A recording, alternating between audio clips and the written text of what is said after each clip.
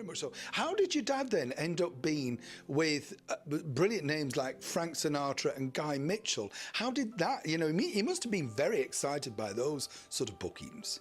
Well, yeah, I'm sure he would have been. I mean, I mean, the Sinatra tour, I mean, he did several dates with Frank Sinatra.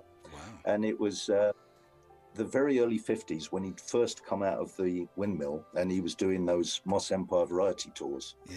And it was at the time that Delfont and the Grades had seen the first signs of variety starting to wane in the early 50s. It lasted quite a few years. Yeah. So they actually were bringing the big American stars over to tour the variety halls. I mean, and the Palladium.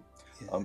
And so my dad was engaged to support Guy Mitchell at the Palladium for 2 weeks. Guy Mitchell, big star at the time, as you know. Yeah. John Ray, he supported.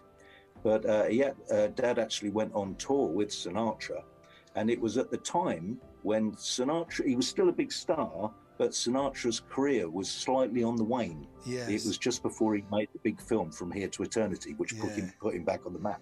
Yeah. But in the States, Sinatra's star was starting to wane a little bit.